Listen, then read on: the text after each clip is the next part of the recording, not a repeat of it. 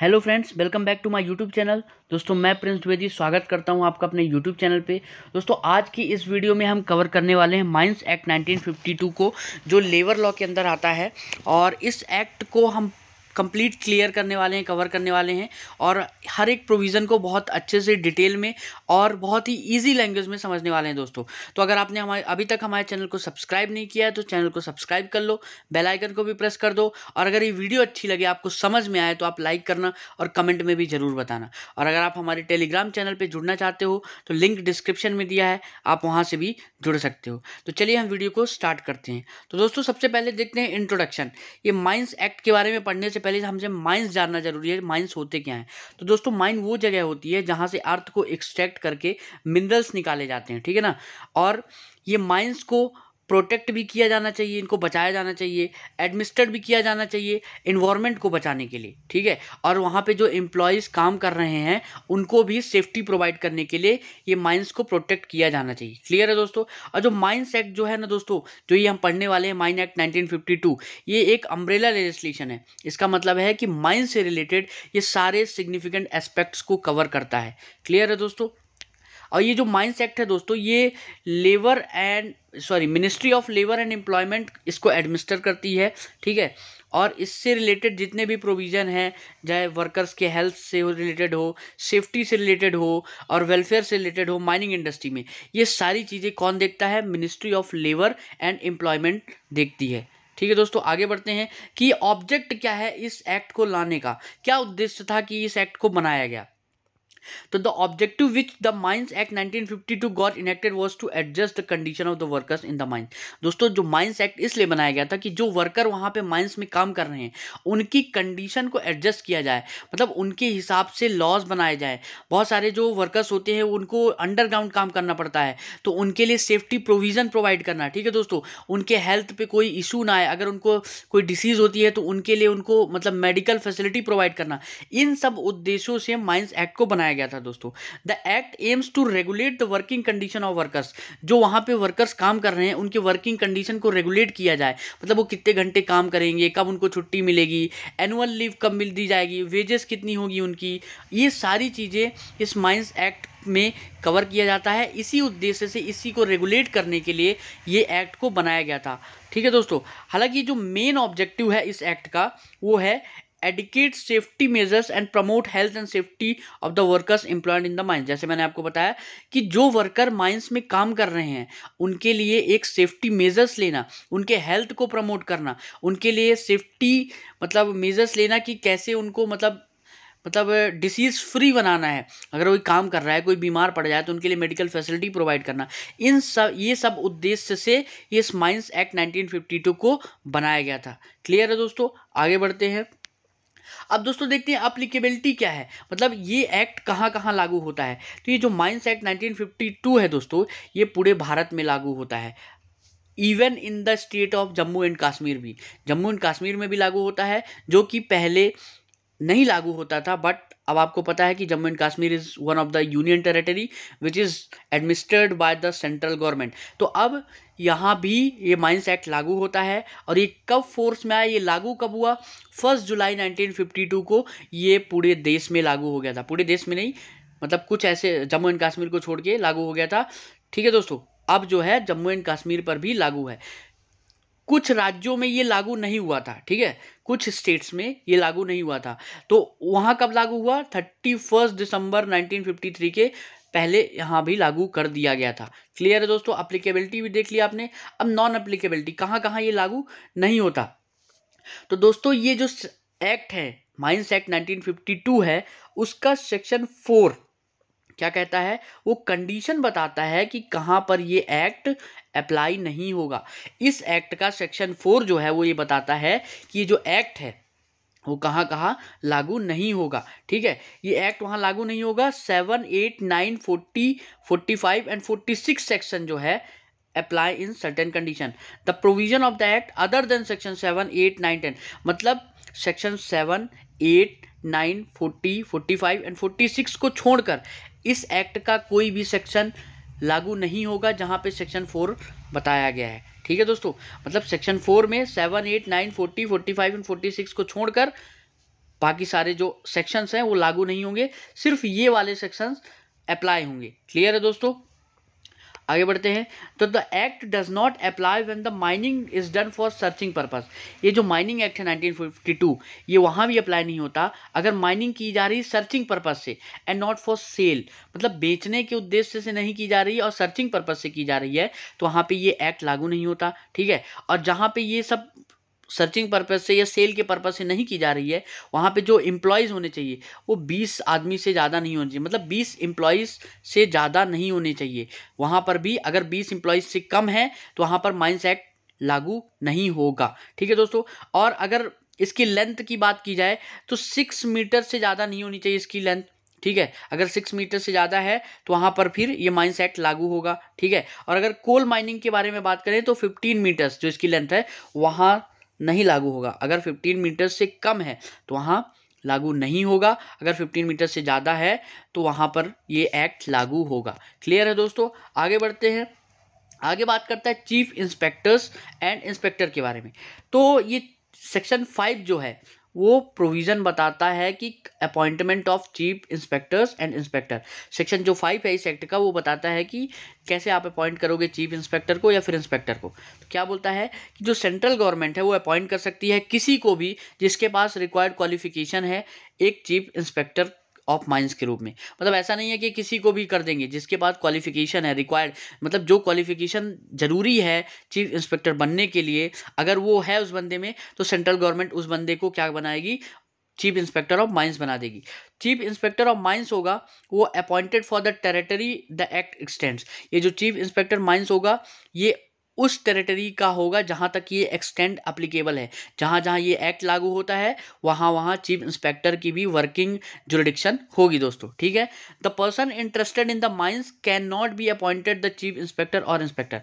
दोस्तों इसका कहने का मतलब है कि जो पर्सन माइन से क्या है इंटरेस्टेड है, मतलब कि माइंस का ओनर है या एजेंट है या कोई भी चीज़ मतलब डायरेक्टली लिंक्ड है, तो वो बंदे को चीफ इंस्पेक्टर या फिर इंस्पेक्टर नहीं बनाया जाएगा। क्लियर है दोस्तों, आगे बढ़ते हैं। सेक्शन 5 का क्लॉज 3 क्या बोलता है कि जो डिस्ट्रिक्ट मजिस्ट्रेट है उसके पास पावर है कि वो जो इंस्पेक्टर की ड्यूटीज़ है उसको परफॉर्म कर सकता है अगर सेंट्रल गवर्नमेंट कोई स्पेशल ऑर्डर बना के बोलती है तो। ठीक है, but the district magistrate can not exercise power conferred under section 22 and section 22A और section 61 of the act. District magistrate जो है अगर सेंट्रल गवर्नमेंट बोलती है तो वो इंस्पेक्टर की ड्यूटीज़ को परफॉर्म कर सकता है, लेकिन डिस्ट्रिक्ट मजिस्ट्रेट जो पावर सेक्शन 22 में, सेक्शन 22A में या 61 में दी गई है वो परफॉर्म नहीं कर सकता। क्लियर है दोस्तों, तो ये था चीफ इंस्पेक्टर और इंस्पेक्टर के बारे में जो सेक्शन 5 डील करता है। Now we will talk about the functions of inspector. तो सेक्शन 6 में बताया गया है कि फंक्शन ऑफ इंस्पेक्टर के बारे में। तो क्या बोला गया है कि with the approval of the central government the chief inspector can make an order to authorise any inspector और any class of inspector to exercise the power of the chief inspector subject to certain restriction. कहने का मतलब कि जब central government approve कर देता है, approval दे देता है, तो जो चीफ इंस्पेक्टर है वो एक ऑर्डर के जरिए ऑथराइज करेगा कि कोई भी जो इंस्पेक्टर है, ठीक है, वो या फिर कोई भी क्लास ऑफ इंस्पेक्टर है वो चीफ इंस्पेक्टर की ड्यूटीज़ को, पावर को क्या करेगा, परफॉर्म कर सकता है, एक्सरसाइज कर सकता है, लेकिन उस पर कुछ रिस्ट्रिक्शन भी इम्पोज की जाएंगी। क्लियर है दोस्तों, chief inspector can restrict any inspector from exercise power conferred on him under act by passing an order in writing. Chief inspector जो है वो किसी भी इंस्पेक्टर की जो मतलब पावर है उस पर रोक लगा सकता है एक एक्ट के अंदर। ठीक है, एक रिटन ऑर्डर लिख के, ठीक है, एक रिटन ऑर्डर लिख के चीफ इंस्पेक्टर क्या करेगा, किसी भी इंस्पेक्टर की जो पावर को रिस्ट्रिक्ट कर सकता है, रोक लगा सकता है। क्लियर है दोस्तों, आगे बढ़ते हैं। जो चीफ इंस्पेक्टर है डिक्लेयर द लोकल एरिया और areas within the group और class of mines to which an inspector can exercise their power. जो चीफ इंस्पेक्टर है उसके पास ये पावर है कि वो ये एरिया बताएगा या फिर ग्रुप बताएगा कि कौन कौन से एरिया में ये जो इंस्पेक्टर है अपनी पावर को एक्सरसाइज करेगा। मतलब कहने का मतलब कि ये एरिया बताता है कि इंस्पेक्टर कहाँ अपनी पावर को एक्सरसाइज करेगा। क्लियर है दोस्तों, आगे बढ़ते हैं। Power of inspector of mines. तो सेक्शन 7 जो है इससे डील करता है, इंस्पेक्टर की पावर से बताता है। तो ये बोलता है कि चीफ इंस्पेक्टर और इंस्पेक्टर जो होगा कैन क्या कर सकता है, ये दोनों की पावर बताता है, चीफ इंस्पेक्टर की भी और इंस्पेक्टर की भी। ये क्या बोलता है कि जो चीफ इंस्पेक्टर है, इंस्पेक्टर क्या कर सकता है, एग्जामिन कर सकता है, ठीक है, और इंक्वायरी भी कर सकता है, ठीक है, एग्जामिन करेगा, इंक्वायरी करेगा, क्या पता लगाने के लिए कि जो रूल्स हैं और रेगुलेशन हैं, बाय लॉज हैं इस एक्ट के, वो अप्रोप्रिएटली फॉलो हो रहे हैं कि नहीं हो रहे हैं, ठीक है। और वो इंटर भी कर सकता है इंस्पेक्ट करने के लिए या एग्जामिन करने के लिए, मतलब कि जांच करने के लिए वो किसी भी माइन में या माइन के किसी भी पार्ट में वो इंटर कर सकता है, किसी भी समय, दिन में, रात में नहीं, at any time of the day. यहाँ देखिए लिखा है कि जो चीफ इंस्पेक्टर है, इंस्पेक्टर है, वो इंटर कर सकता है इंस्पेक्ट करने के लिए, एग्जामिन करने के लिए किसी भी माइन में या उसके किसी भी पार्ट में, दिन के समय, जब भी वो सही समझे, ठीक है। लेकिन जो पावर है conferred under this section should not get exercised to obstruct the working of mines। लेकिन जो सेक्शन 7 में पावर दी गई है चीफ इंस्पेक्टर को, इंस्पेक्टर को, वो माइंस के काम करने में रुकावट के रूप में यूज नहीं की जानी चाहिए, ठीक है। मतलब जो चीफ इंस्पेक्टर है, इंस्पेक्टर है, वो इस पावर को ऐसे यूज नहीं करेगा कि वो माइंस के काम को रोकना चाहता है, ऑब्स्ट्रक्ट करना चाहता है। क्लियर है दोस्तों, तो ये पहली पावर हो गई। दूसरी पावर क्या है दोस्तों, कि the inspector can examine and inquiry about the mines condition. जो इंस्पेक्टर है वो क्या करेगा, एग्जामिन करेगा और इंक्वायरी करेगा माइंस की कंडीशन के बारे में, उसके वेंटिलेशन के बारे में, sufficiency of the while loss के बारे में, रिलेटेड टू द माइन, ये सब के बारे में वो क्या करेगा, एग्जामिन करेगा, इंक्वायरी करेगा।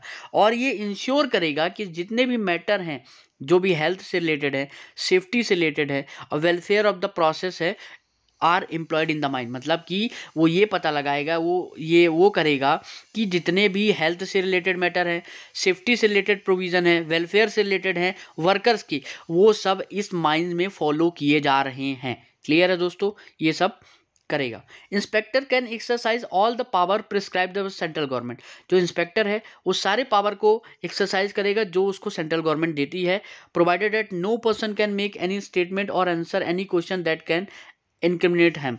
कोई भी ऐसा बंदा, मतलब ये जो इंस्पेक्टर है वो कुछ ऐसा नहीं बोलेगा जो उसको इनक्रिमिनेट करता हो। क्लियर है दोस्तों, आगे बढ़ते हैं।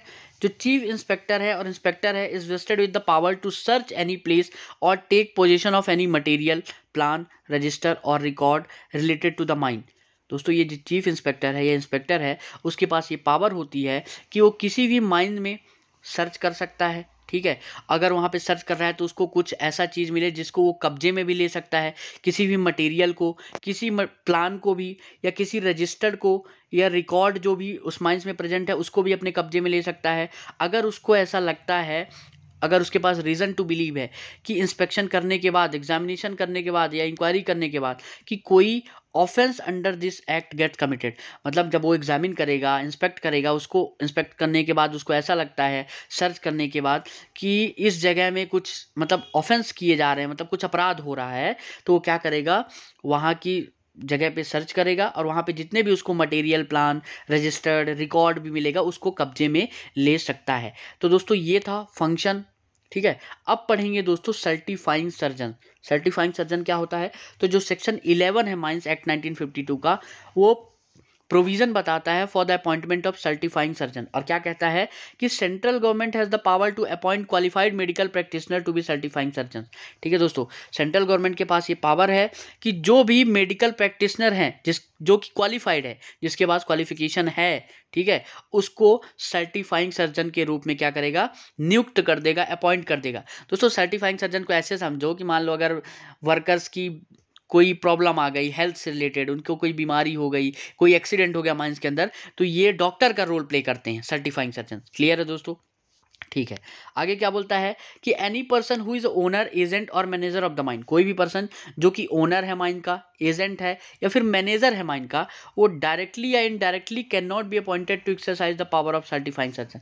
मतलब जो ओनर है, ठीक है, एजेंट है, मैनेजर है, वो डायरेक्टली या फिर इनडायरेक्टली सर्टिफाइंग सर्जन की तरह अपॉइंट नहीं हो सकता है। मतलब कहने का मतलब कि इनको सर्टिफाइंग सर्जन अपॉइंट नहीं किया जा सकता है। Certifying surgeon shall carry out his duties related to the examination.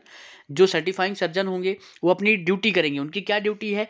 वो एग्जामिनेशन करेंगे और सर्टिफिकेशन करेंगे एडोलसेंट्स का। एडोलसेंट आपको पता है कि जो 18 साल से ऊपर है, ठीक है, उनके बारे में पता लगाएगा। Person engage in the mines in the danger occupation. जो माइंस में डेंजर ऑक्यूपेशन कर रहे हैं, मतलब जो थोड़ा खतरे का काम कर रहे हैं माइन के अंदर, उनके बारे में क्या करेगा? एक्सरसाइज, उनको मेडिकल सुपरविजन में देगा कि अगर उनको कोई एक्सीडेंट हो जाता है तो उनको मेडिकल सुपरविजन दिया जाए। For any mine where cases of illness have occurred और are likely to cause injury to health. Mine में कहीं भी कोई इलनेस आ गई, कोई किसी वर्कर को बीमारी हो गई, ठीक है, या कोई ऐसा है कि इंजरी टू हेल्थ है, ठीक है, तो इन सब को क्या करेगा? ये ड्यूटी होती है किसकी? सर्टिफाइंग सर्जन की, कि ये सब काम सर्टिफाइंग सर्जन करता है। क्लियर है दोस्तों? तो ये सेक्शन 11 था जो कि डील करता था। अब दोस्तों बात करता है कॉन्स्टिट्यूशन ऑफ द कमिटी। एक कमिटी बनाई जाएगी सेक्शन 12 के अंदर। ये सेंट्रल गवर्नमेंट एक कमिटी बनाई जाएगी और इस कमिटी में दोस्तों कौन कौन रहेगा? इस कमिटी में एक गवर्नमेंट ऑफिसर रहेगा जिसको सेंट्रल गवर्नमेंट अपॉइंट करेगी। किस लिए? कमिटी का चेयरमैन के रूप में। सेंट्रल गवर्नमेंट एक गवर्नमेंट ऑफिसर को अपॉइंट करेगी जो कमिटी का चेयरमैन रहेगा, ठीक है, और such a chairman should not be chief inspector और इंस्पेक्टर। और ऐसा जो गवर्नमेंट ऑफिसर है वो चीफ इंस्पेक्टर या इंस्पेक्टर नहीं होना चाहिए, ठीक है। क्लियर है दोस्तों? The chief inspector of mines रहेगा। ये जो कमिटी के अंदर कौन कौन रहेंगे ये बताया गया है कि एक गवर्नमेंट ऑफिसर रहेगा, फिर चीफ इंस्पेक्टर ऑफ माइंस रहेगा, फिर 2 पर्सन को अपॉइंट किया जाएगा सेंट्रल गवर्नमेंट के रूप में जो माइनर्स की इंटरेस्ट के बारे में बात करेंगे, रिप्रेजेंट करेंगे। माइनर्स मतलब यहाँ पे दोस्तों जो माइन में एम्प्लॉयज काम कर रहे हैं, ठीक है, 2 पर्सन उनको रिप्रेजेंट करेंगे, उनके बारे में बात करेंगे, उनके हेल्थ सेफ्टी मेजर्स ये सब के बारे में बात करेंगे। दूसरा क्या बोलता है दोस्तों कि 2 पर्सन अपॉइंट किए जाएंगे जो interest of the owner of the mine के बारे में बात करेंगे, तो मतलब जो माइन का मालिक है उसके बारे में बात करेंगे ये 2 बंदे। और इन्हीं 2 बंदों में से 2 पर्सन, एक पर्सन को अपॉइंट किया जाएगा रिप्रेजेंट करने के लिए उन वर्कर को जो कोल माइन में काम कर रहे हैं। क्लियर है दोस्तों? और 2 क्वालिफाइड माइनिंग इंजीनियर्स भी रहेंगे इस कमिटी के अंदर जिनको सेंट्रल गवर्नमेंट अपॉइंट करेगी। Such a person should not be directly और indirectly employed in the mining industry, ठीक है, मतलब ये लिंक नहीं होने चाहिए। 2 क्वालिफाइड माइनिंग इंजीनियर्स तो रहेंगे जिनको सेंट्रल गवर्नमेंट अपॉइंट करेगा, लेकिन इनका माइन से कोई लेना देना नहीं होना चाहिए। 1 person among these 2 person should represent the owner of a coal mine. ये 2 क्वालिफाइड माइनिंग इंजीनियर को अपॉइंट किया जाएगा, इनमें से एक जो पर्सन होगा, जो एक इंजीनियर होगा, वो कोल माइनिंग के ओनर्स को रिप्रेजेंट करेगा। क्लियर है दोस्तों? तो ये था कमिटी का कॉन्स्टिट्यूशन। अब फंक्शन देखते हैं कमिटी का। तो जो सेक्शन 13 है माइंस एक्ट का 1952 का, वो फंक्शन बताता है that a committee need to perform, ठीक है, जो कमिटी को परफॉर्म करना है, ठीक है, वो क्या क्या फंक्शन है? पहला कि committee should consider a proposal to make rules and regulation. Committee proposal देगी कि रूल्स बनाओ, रेगुलेशन बनाओ, and should also make appropriate recommendation to the central government. और सेंट्रल गवर्नमेंट को रिकमेंडेशन भी देगी, सलाह देगी कि मतलब क्या कदम उठाए जाने चाहिए for the safety and welfare of the workers, ठीक है। दूसरा क्या है? The committee should inquire about accidents. Committee जो भी कोई एक्सीडेंट हुआ है उसके बारे में इंक्वायरी करेगी या फिर अदर मैटर्स के बारे में, और प्रिपेयर करेगी, रिपोर्ट्स बनाएगी और सेंट्रल गवर्नमेंट को देगी। क्लियर है दोस्तों? ठीक है। आगे क्या बोलता है? To hear and decide appeal. ये जो कमेटी होगी ये अपील भी सुनेगी और डिसाइड करेगी। Objection against notice issued under mines act. और जो भी ऑब्जेक्शन माइंस एक्ट के अंदर जो नोटिस वो की गई है उसके अंदर कोई ऑब्जेक्शन होता है तो उसको भी हियर करेगी और डिसाइड करेगी। क्लियर है दोस्तों? ये तो फंक्शन। पावर क्या होती है कमेटी की? तो section 14 of the mines act 1952 power of the committee के बारे में बात करता है। ठीक है दोस्तों, अगर आपको ये वीडियो अच्छी लग रही है तो लाइक ज़रूर करिएगा और कमेंट में मुझे बताइएगा कि पसंद आ रही है कि नहीं, समझ में आ रहा है आपको कि नहीं आ रहा है। ठीक है दोस्तों, पावर क्या बोलता है कमेटी का? एक कमेटी जो सेक्शन 12 के अंदर बनाई गई है वो exercise power of inspector provided under mines act. वो इंस्पेक्टर की सारी पावर्स को एक्सरसाइज कर सकता है। Inspector's power can be use in the manner necessary to discharge the committee's function. जो इंस्पेक्टर की पावर है वो इस तरह से यूज़ की जाएगी कि कमिटी का जो फंक्शन है उसको डिस्चार्ज किया जाए। ठीक है। A committee to perform its function has the same power vested on the courts under the code of civil procedure. इस कमिटी के पास वही पावर होगी जो एक सिविल कोड के पास पावर होती है। क्लियर है दोस्तों? तो ये था पावर। तो दोस्तों इस वीडियो में हमने सारे प्रोविज़न देख लिए। अभी हेल्थ और सेफ्टी मेजर से रिलेटेड चीज़ें हैं तो वो हम अगले पार्ट में कवर कर देंगे। ठीक है दोस्तों, वीडियो थोड़ा लंबी हो रही थी इसलिए मैंने सोचा कि इतना ही रखा जाए। अगले पार्ट में हम हेल्थ और सेफ्टी मेजर से बात करेंगे और पेनल्टीज़ के बारे में भी हम कवर कर देंगे। तो आई होप आपको ये वीडियो अच्छी लगी होगी तो चैनल को सब्सक्राइब करना, अपने लॉ फ्रेंड्स को भी शेयर करना, जिससे उनके भी नॉलेज में बढ़ोतरी होगी। तो चलिए मिलते हैं अगले पार्ट में।